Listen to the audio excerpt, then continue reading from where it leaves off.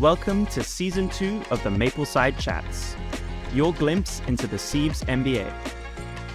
This podcast presents you with the inside scoop on what really happens behind the scenes of China's top business school. Located in Shanghai on Hongfeng Road or Red Maple Road, the China-Europe International Business School aims to develop tomorrow's business leaders with a China-depth, global breadth mindset. Sounds intriguing? Let's get started. Okay, welcome back to Mapleside Chats. We are on episode 5. Today we have invited a couple guests to share with us their exchange experiences. We have Kate and Jack here with us today. So quickly, could you please give us a brief introduction of yourself? And then where did you go for exchange? Hello, everyone. I'm Kate.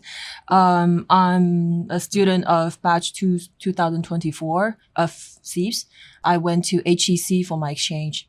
Hi, everyone. This is Jack. And I went to Duke Fuqua Business School for my exchange program.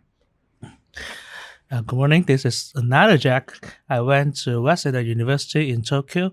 I'll just continue with Jack. So could you briefly describe your destination school and how long was your exchange program?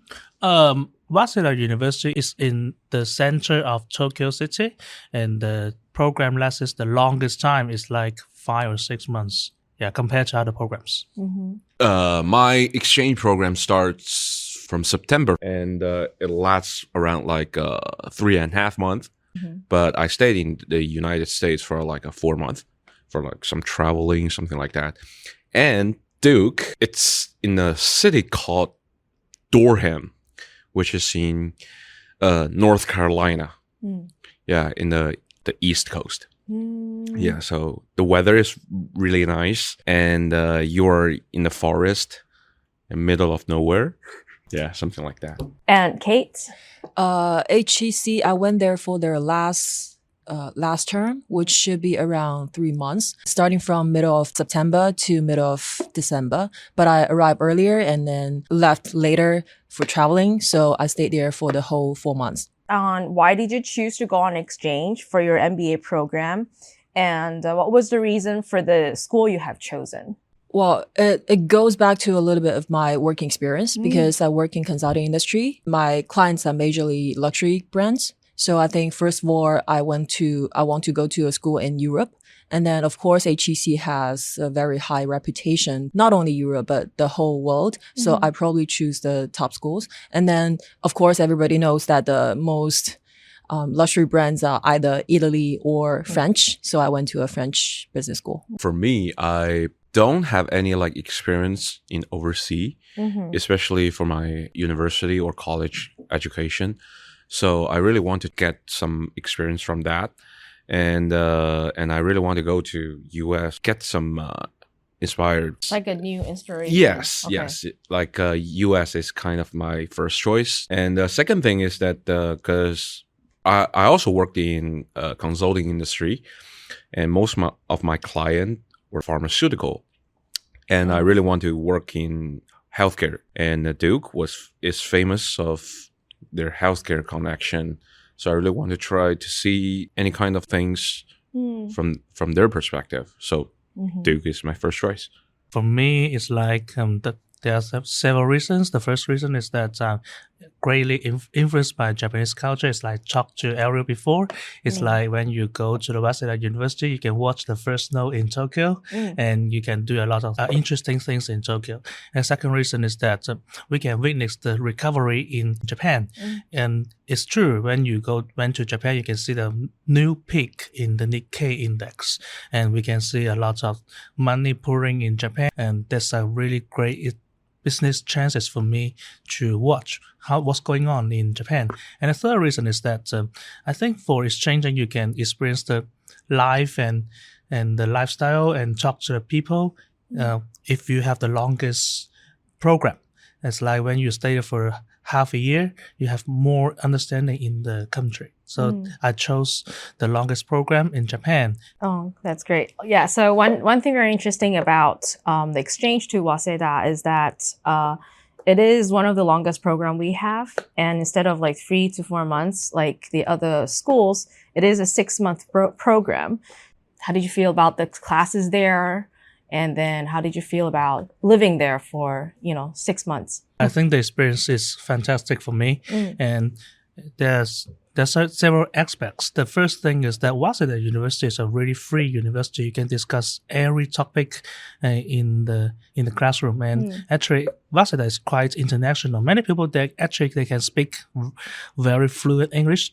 And the second thing is that living in Tokyo is quite convenient from the convenience shops and from the transportation system.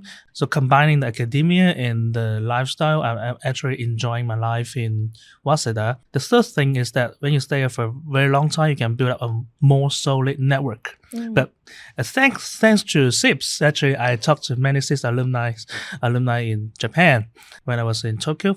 As apart from your 6-month program, I had a 1-month program in Singapore. Although I did have fun, but probably not as immersive as you did.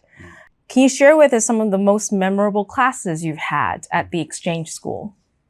Actually, there are a lot.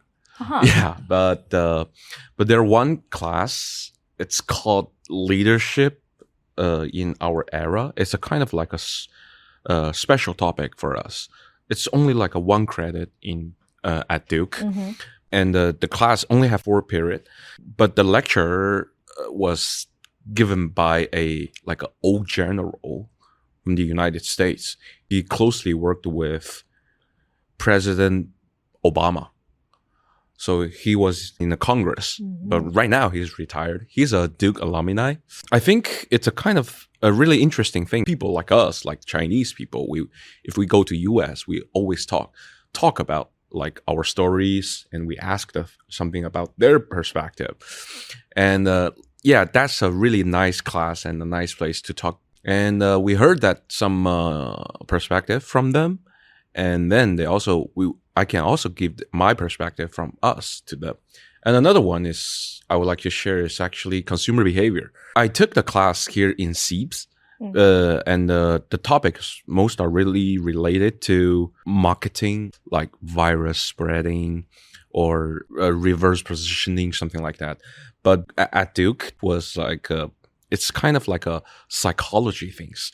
So they really give you like an experience, like how they make an experience on consumer behaviors and what's their reflection, what's their reaction. So that's a different topic, but same name. So it's quite interesting. Yeah. So it's like a different perspective on the same subject. Yeah, exactly. When I was in HEC, I think I can introduce 2 types of course. One is, they call it backbone of my specialization, because they have, at the beginning of our exchange, they asked us to choose like 1 from 6 specializations. So each of them, they have a course pack that contains 1 backbone course and several other electives. So mine is called Advanced Management. So in my backbone course, my professor took us to the Chateau de Versailles. I think that's quite interesting, because I remember the topic was like about power. So there are many different levels of powers. And then on that course, she invited a history professor from other universities to very detailedly introduce how the Louis XIII, XIV, XV passing on their powers, and then why they're moving the palace from the central Paris to Versailles. By introducing room by room of the king, the history professor introduced instilled the ideas of the power and everything that the professor wanted to talk about into the introduction. I think it's quite impressive. And then the second one is I think the last course of my exchange, also the last course of the batch that I study with in HEC. It's like a psychological class. And then we did meditation together. It's quite interesting that in a business school, you're not only learning those business terms and the frameworks, but they're teaching you to adjust yourself internally. Relax yourself from time to time. Yes. So that's 2 classes I have seen in a business school. That is very interesting.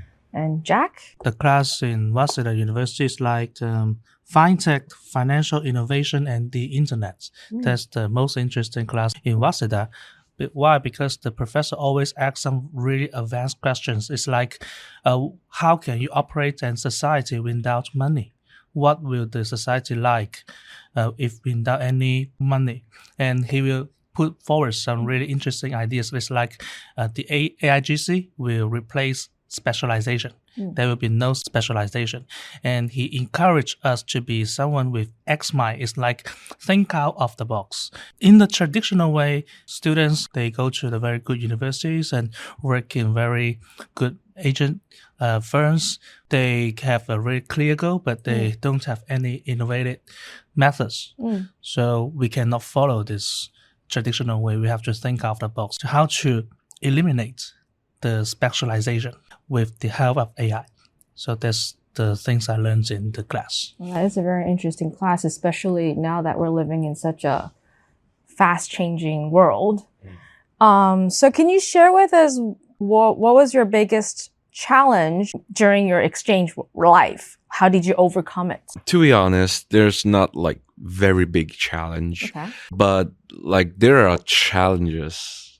For example, like the food, because I have to stay with Chinese food.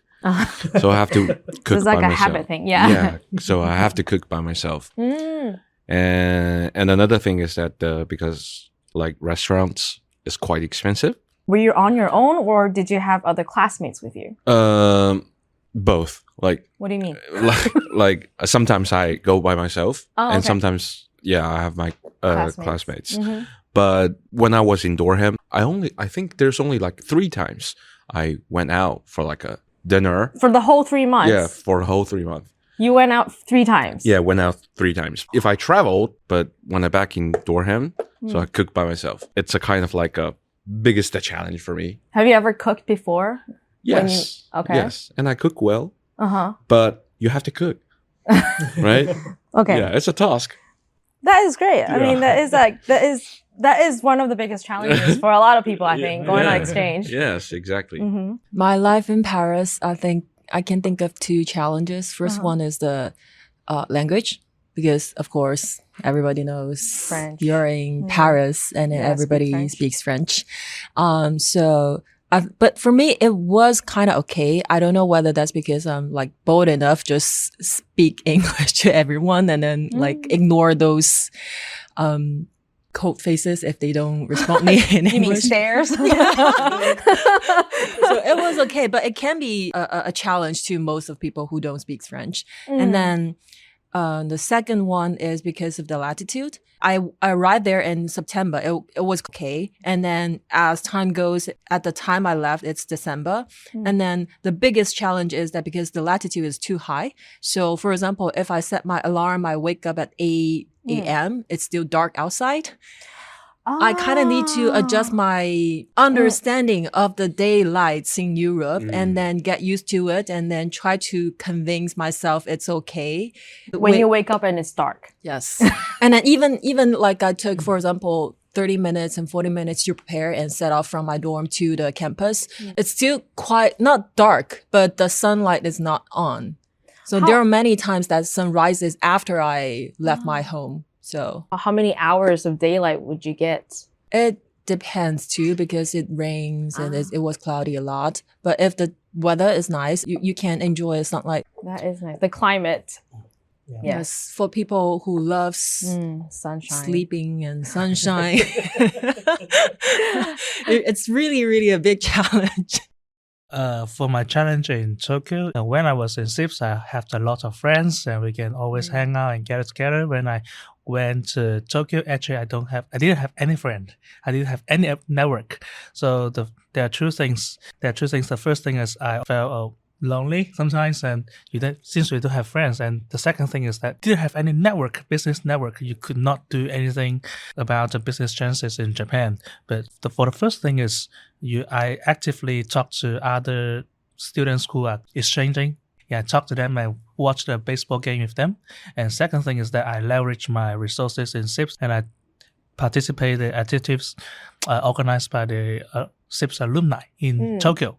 And when I know one person, key person, and they will introduce me to other alumni, I have a lot of coffee chats and dinners with them. And I know a lot of resources and business chances from this kind of social activities. I trust that by the time you left, 6 months later, you have a lot of friends and connections in Tokyo now. Yeah, in hanging out or the business aspects. And how was that different from your life here in CEIBS? It's like when you stay in CEIBS, it's like your comfort zone because our campus is kind of isolated with the Shanghai downtown. Actually, when I stay in the CEIBS, I feel another world. It's like another world. But when you go to Japan and go to Wasa University, it's another environment. So, but although at the first I have some I met some difficulties at first, but later I get used to it. So at the first, the most important thing for me is like get out of your comfort zone with your efforts, and you're gonna survive well and leverage any resources you can use in the area. Yeah, that's my experience in the exchanging. For me, I think the different here, CEIBS and Duke, is the culture things. But my life almost like the same. Except like something like downtown things here in Shanghai or like Mai, all the fast delivery. Like I played soccer here in Shanghai, but I also play soccer with those students at Duke. And I sometimes play golf. Really nice experience. How are the players different? That's quite different actually. Like the playing style here in China is a kind of like there are some caddies. They help you to carry the bag and they walk with you all the time. And you have the car, you have a golf cart. But in the United States, like carry stuff by yourself. They like to talk with each other, but only players together. And the price was cheap comparing to price here in China. But back to your topic, it's kind of like a culture things. It's different. It's really different. And it is my first time to live in the United States. Here in CEIBS, we live in campus, and we have our dorm, so everybody can hang out. But Duke, you don't live in campus. You have your own place. You go back by yourself. And the second one is that, for example, like the recruiting things. Here in CEIBS, we usually start our recruiting things in April or June. But in Duke, everyone works differently. First day when they enter the school, they start working on hiring. And they do the connections with all different alumni. So their recruitment started when they started their program? Yes, exactly. They usually do the coffee chat. Even though sometimes after like a campus talk from a company, and then you try to connect with them, and then you ask for a coffee chat. Lots of coffee chats. And then you probably get a interview chance by HR, because HR asked your alumni, how's this person? Do you know him? Oh, so they ask the feedback. The employers, they would ask the alumni for advices on the current batch. Yes. Oh, yes. okay. So it's quite interesting. So it's totally different things from us. So it's a really good time to know that, that's the way they work. That's how the US business school works. Kate, let me refresh the question for you. Yes, please. So while you were studying at HCC, how is it different from your experience here at CEIBS? The difference, first of all, because in CEIBS, I live on campus. So I can be more immersive. When I was in HEC, they have this policy that exchange students cannot live on campus. So we have to find a place not far away from the campus. So combining CEIBS and HEC, I experienced both the living on campus students and the off-campus students. So the pain of traveling and then the distance you feel from the core activities, because for HEC, they have both programs like the bachelor plus master and then the MBA program. So their student body is much bigger than ours. And then they have many more like events on campus too. But because even though they have those shuttles, but you still feel a little bit distant from what's happening on campus. And then secondly is that I kind of work like a cultural ambassador there. I was happy to see that those international students, my classmates, the full-time students, they are very interested in different culture. And then many of them haven't tried hot pot. There were, I think, including me, 4 Chinese students in my classroom. So we took them to a hot pot place in central Paris and I introduced, well, this is what culture, how do we eat this, what is that, and then what's the calligraphy on the wall and everything. So I think in CEIBS, international students are quite familiar or at least know something about China. I don't need to do that much introduction. We're towards the end of our interview. I would be very interested to know, how did you feel when you came back to CEIBS for the first time after your exchange? A little bit sad. And then there were not as many classes as we have. So like we don't get to meet many of our classmates at the same time. That's true. Yeah. That is true. And for me, actually, I think, I finally got home. That's my first impression. Especially when I lived there for like 3 months. And I really missed everything back in China. Well, for me, I think the most important thing for me is I feel more motivated and I got more determined to do what I want to achieve, because the days in Japan really helped me realize my potential and my abilities in coming up with innovative ideas and leveraging the resources nearby. So I believe when I come to CEIBS, I am more capable. So one last question. What are the advices you would give to those students who are interested in an exchange program? Don't panic. When you go exchanging in Wasa University, you have to defer your graduation dates. And for most students, they don't want to go. Exchanging is for job recruitment.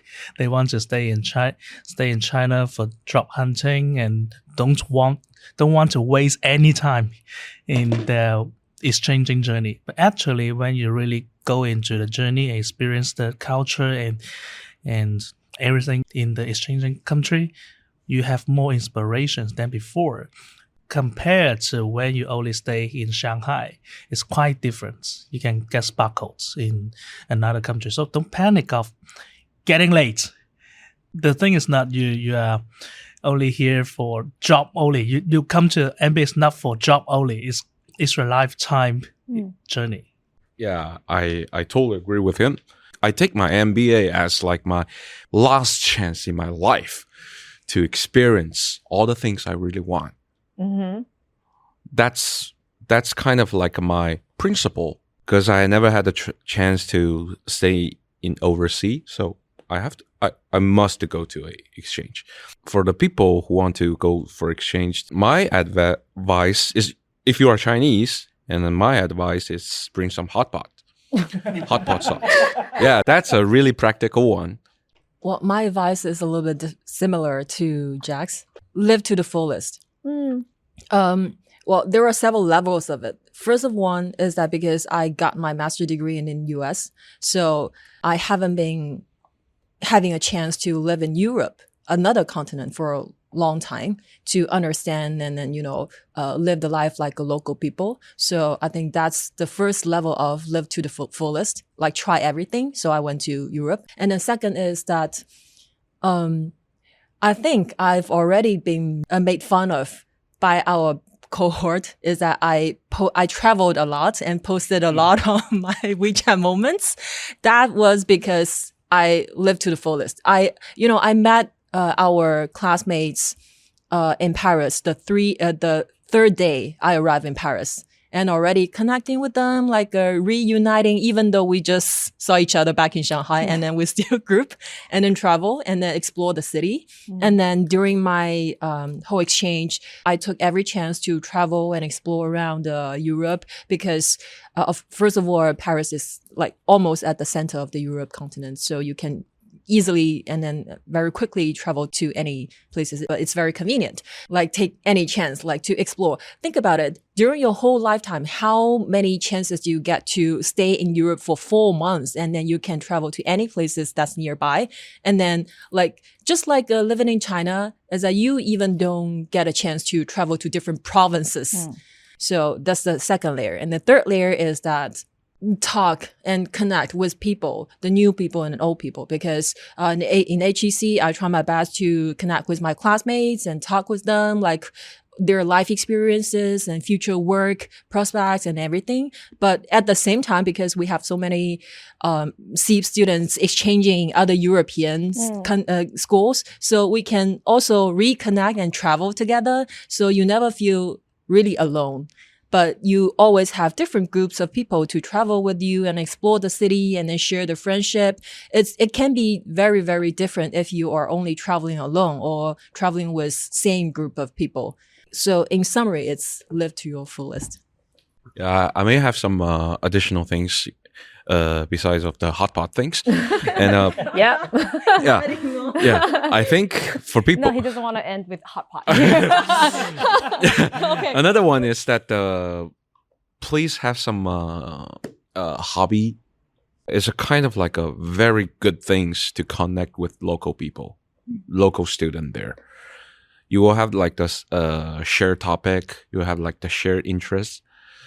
For example, I played soccer, so I really had the time to play with those people, and we even had the chance to visit Virginia to play with Darden Business School and also like the Georgetown Business School. We played together, so that's a really good experience. It's a way to connect. It's a way to connect, especially like a sport. So it's the easiest way to connect with those people. Yeah. Also teach them how to cook hot pot. Yeah, cook and eat hot pot. Got it. That's great. Thank you very much for your sharing today. And looks like everyone had their fun. And then welcome back to CEIBS. Thank you. Thank you.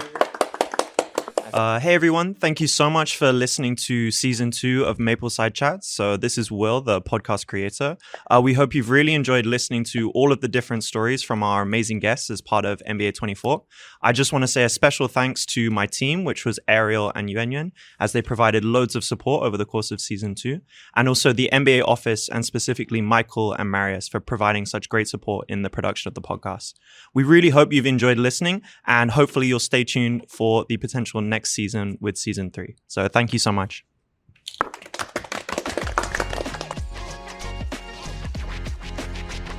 We hope you've enjoyed this glimpse into MBA life at CEIBS. If you have any questions or comments about this episode or the podcast in general, please feel free to reach out. Our email is in the podcast description. Stay tuned for our next episode.